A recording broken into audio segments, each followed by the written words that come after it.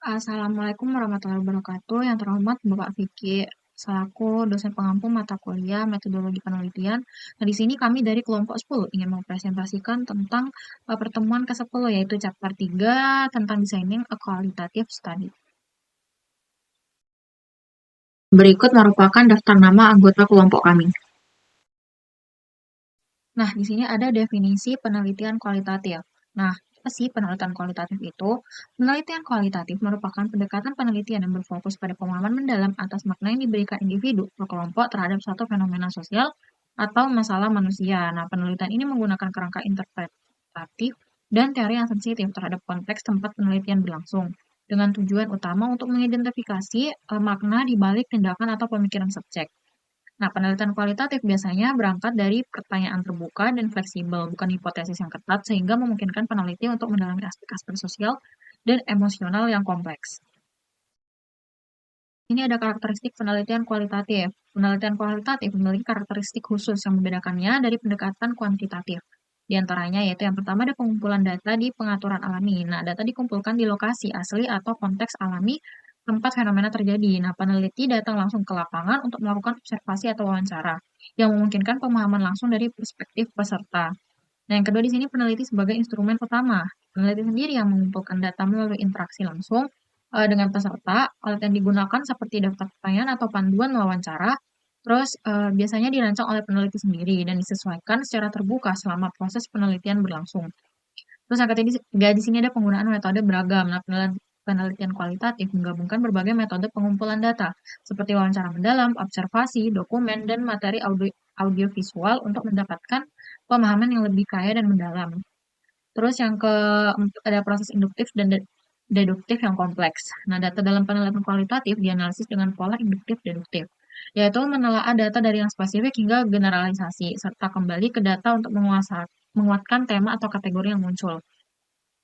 Terus di sini ada makna dari perspektif peserta. Nah, fokus utama adalah mengidentifikasi makna yang dimiliki peserta terkait masalah yang diteliti, bukan interpretasi peneliti atau teori yang sudah ada.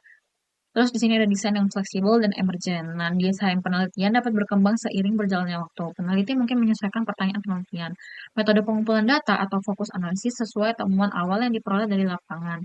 Nah, yang terakhir ada refleksivitas peneliti. Nah, peneliti di sini memperhatikan bagaimana latar belakang, pengalaman, atau persepsi pribadinya mempengaruhi interpretasi data.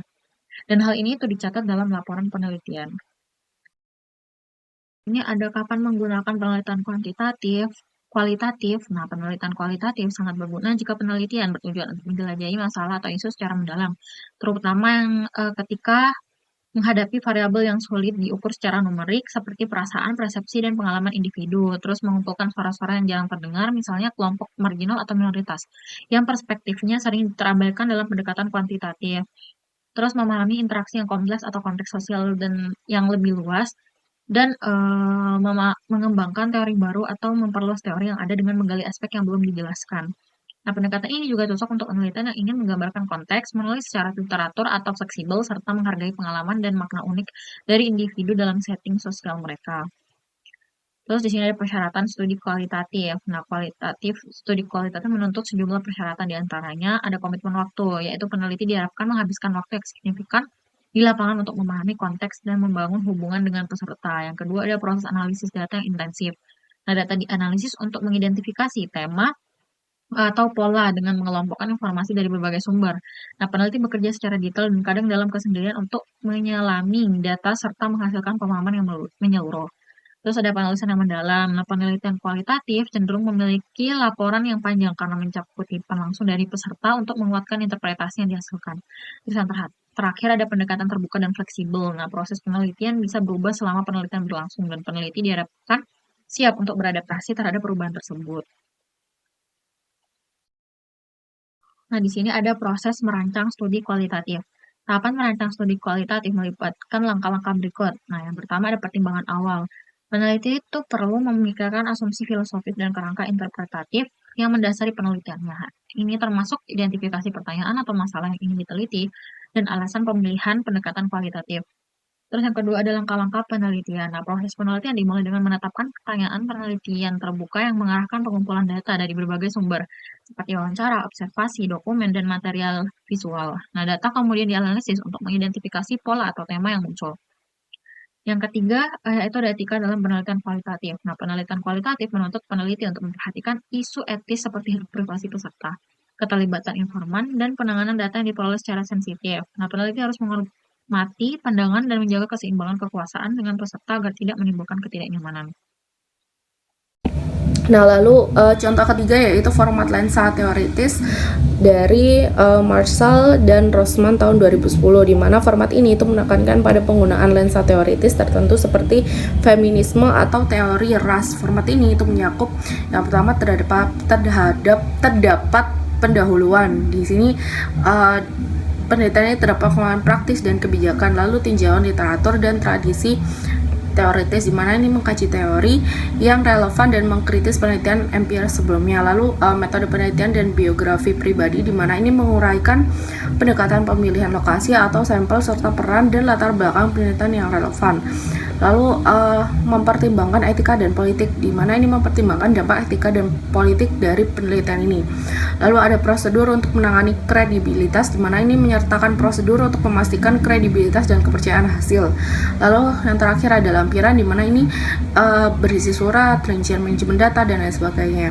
Lalu contoh yang keempat, terdapat 9 argumen Maxwell untuk proposal kualitatif, di mana ini pada tahun 2005. Dan format ini berfokus pada 9 argumen yang penting dalam membangun proposal koheren dan terstruktur. Struktur ini tuh mencakup yang pertama, topik penelitian. Ini menjelaskan mengapa topik ini tuh perlu dipahami lebih dalam.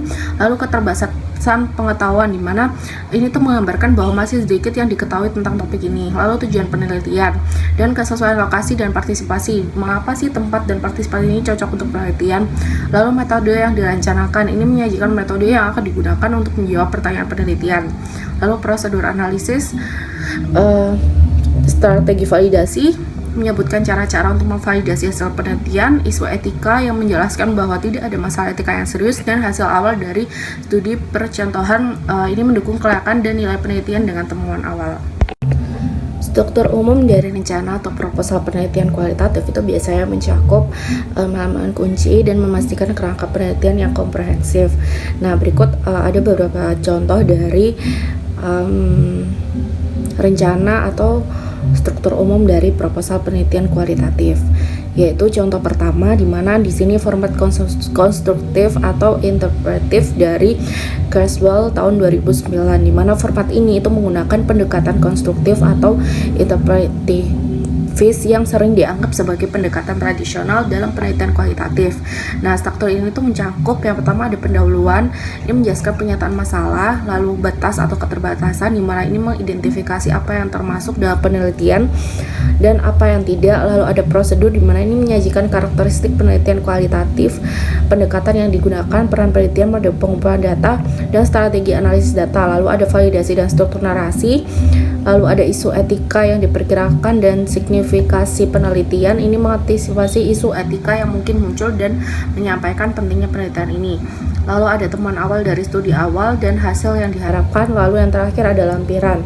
Lalu selanjutnya di sini contoh kedua yaitu format transformatif dari Creswell tahun 2009. Nah, format ini itu digunakan untuk penelitian dengan perspektif transformatif, yaitu penelitian yang berfokus pada perubahan sosial dan advokasi. Nah, struktur ini itu mencakup pendahuluan, isu transformatif, ini mengidentifikasi isu advokasi atau perubahan yang ingin dicapai. Lalu ada prosedur, di mana ini menggunakan pendekatan kualitatif dengan mempertimbangkan sensitivitas. Lalu ada analisis dan validasi, ini prosedur analisis data dan strategi untuk memvalidasi data. Lalu selanjutnya ada struktur hasil penelitian dan isu etika dan hasil yang diharapkan. Lalu ada lampiran juga.